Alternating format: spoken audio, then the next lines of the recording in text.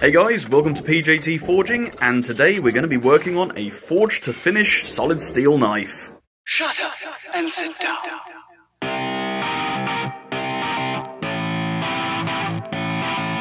Right, first thing I need to do, I need to nip over to my steel suppliers and buy some 32 diameter round bar. Yep, that's the one, and let's just smash this thing straight into the forge.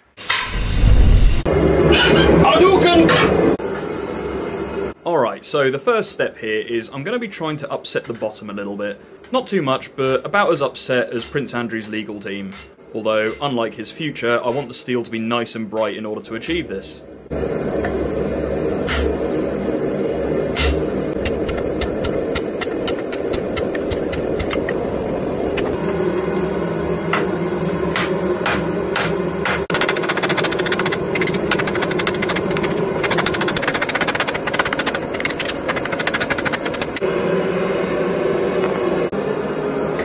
Okay, with that now done, I'm just going to start refining the shape of the butt that I want. So I'm just going to be hammering this on 3 sides, shifting the material over to give the handle a nice wide sort of hook.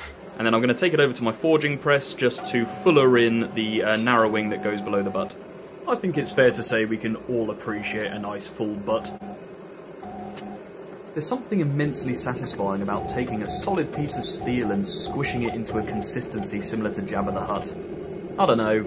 A little bit of me just kind of gets off on it. That sounded weird. Once I'm happy with where I've got this thing with the forging press, I'm just going to be refining the shape slightly using a variety of different hammers, cross peen, ball peen, and a rounding hammer. I'm just trying to knock off all the hard corners and give this thing a nice forged texture as well, as this is obviously going to be the aesthetic for the knife.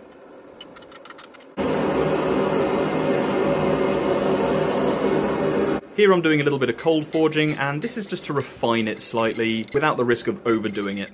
At least I don't have to worry about running out of water today.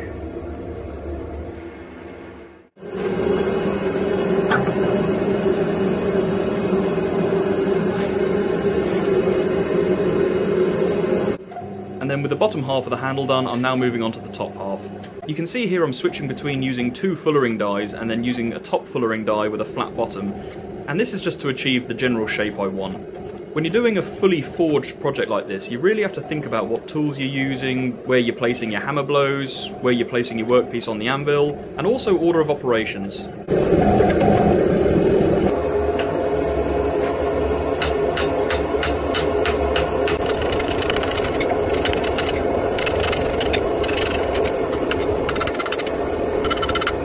Okay, you can now see that again I'm refining the top half of the handle here, and I'm also just shaping it slightly, putting a very gentle curve in it. I think this will look really nice.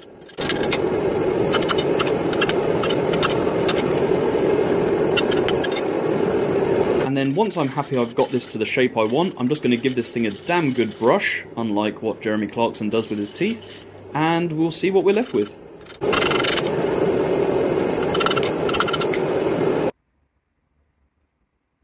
Alrighty then, we are at the halfway point, and what I have so far succeeded in making is something of a club. It's very heavy. I was kind of hoping to get all of this done in one go, but this is 01 tool steel, and surprisingly, it's a tool steel. This stuff is like hitting the anvil itself. It is rock solid and doesn't like to move. So I think I'm going to leave it here for today, and tomorrow I'll get started on trying to forge out the blade. I'm going to have to lose a lot of material off the end though first. This thing is heavy! So with the eternal grind of another day coming around, the first thing I need to do is lop off the end of this steel with the angle grinder.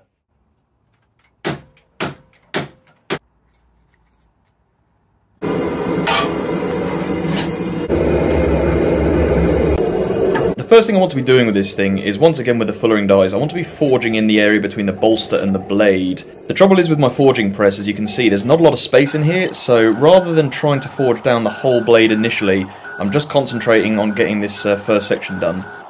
Then I can get on with forging out the rest of the blade, knowing that I don't have to go back to the shoulders at any point.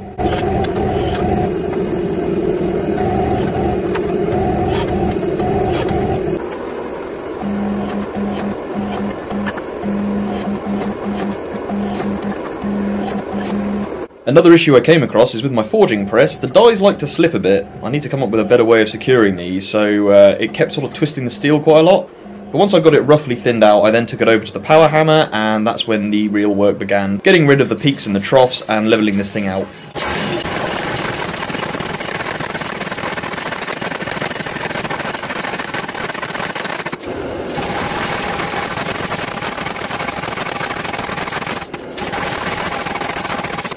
I then take it over to the anvil, and this is where I'm starting to get the blade preform set.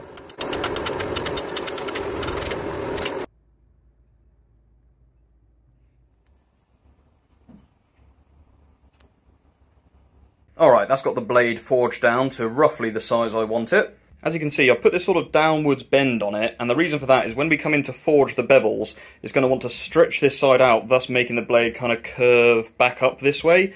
So I'm trying to account for that a little bit. Now the next thing I need to do is I need to chop off some of this material because the blade is going to be a little bit longer than I want. I probably want it to be somewhere around here. So let's take it back to the angle grinder and chop it off.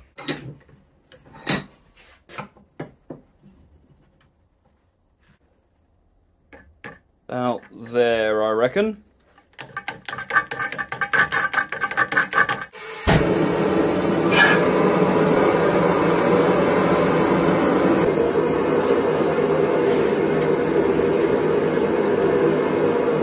So when it comes to forging out bevels, a mistake I quite often see is people not really utilising the anvil very well.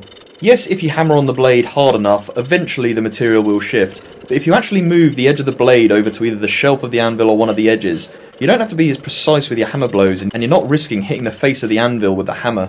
It just makes the whole process a lot easier and a lot quicker, and one of the main things we strive for in forging is the preservation of heat to work ratio.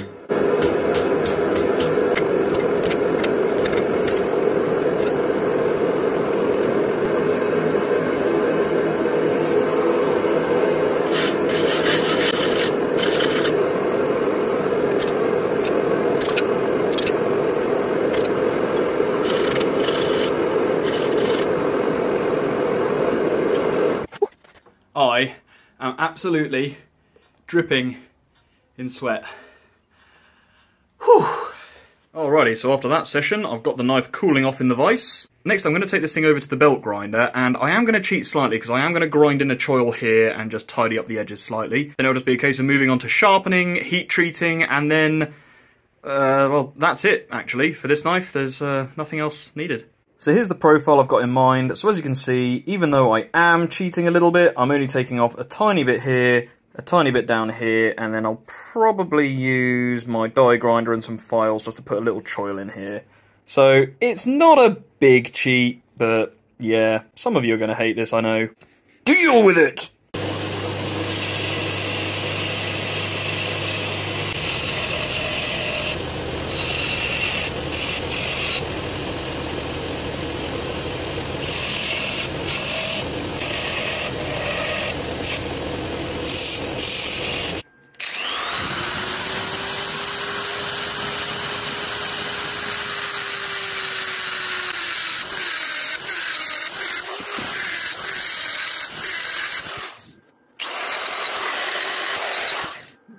When it comes to grinding the bevels, I know a few of you are going to take umbrage with this as well, saying, "Whoa, it's not forged to finish." It's nearly impossible to get an absolutely perfect straight edge and bang-on bevels using nothing but forging techniques, so the idea is we're just trying to make less work for ourselves. Some smiths can do it, but this project for me is really about refining my forging technique, and I'm not there yet. Okie dokie, so we got this thing profiled how we want it, and as you can see, I've just ground in a rough bevel on here. Next step is going to be heat treating, but I'm going to do that tomorrow as I am tired and I make mistakes when I get tired, so I'm not falling for that again. So with yet another day rearing its ugly head, I realised I'd forgotten to add my touch mark to the bottom of this thing, so I'm just heating up the butt, clamping it in the vise, and I'm going to stamp it first.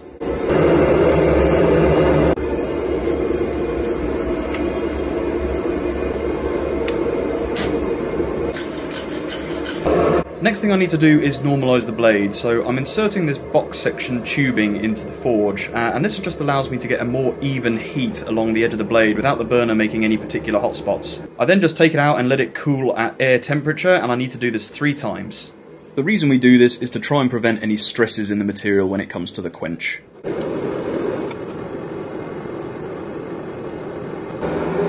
Next, I'm preheating the oil with just a scrap piece of steel, and I need to get this to 40 degrees Celsius. The reason for this is if the oil is cold and the blade cools down too quickly, it might crack or warp. Now that we've got the blade normalised 3 times, it's time to go in for the quench. So I'm getting a nice even heat along the blade. The camera makes it look a bit more yellow than it is, it's actually more of an orange. And then I'm just rapidly cooling it, moving it up and down in order to prevent the Leidenfrost effect.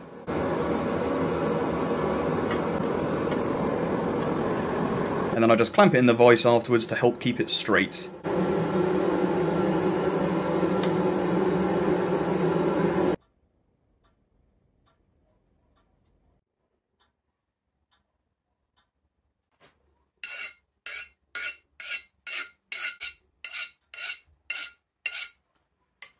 And now, to give it a temper similar to my own, it's 2 hours at 200 degrees Celsius in the oven. So, see you in 2 hours.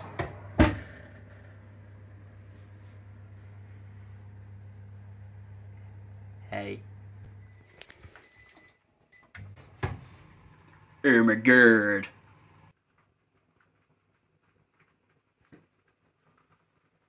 So now that we've let this cool down from the temper, the last 2 steps are I need to give this thing a going over with the wire wheel, and then I just need to sharpen it. So, wire wheel first.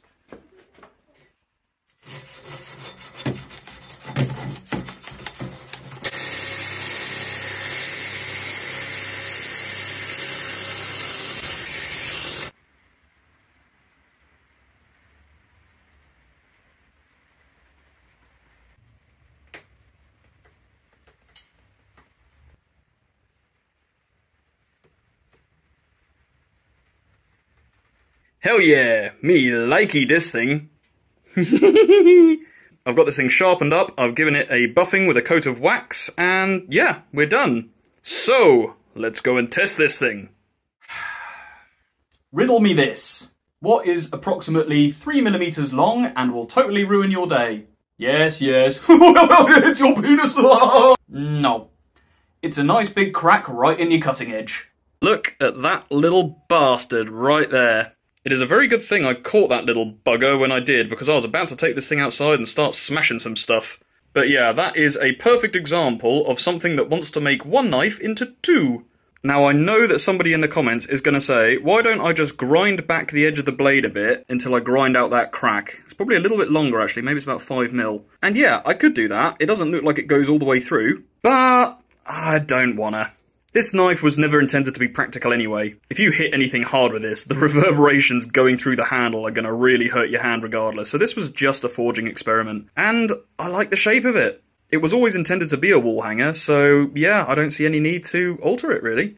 So yeah, it's a bit of a disappointing end to the video, but nah, you win some, you lose some, and any experience is good experience. And at the end of the day, I came away with something that looks and feels pretty darn cool. So if this build lost you, sorry about that. But if you enjoyed it, consider liking, commenting, subscribing, all the usual blah blah blah, and I will hopefully see you on the next one. So, bye bye.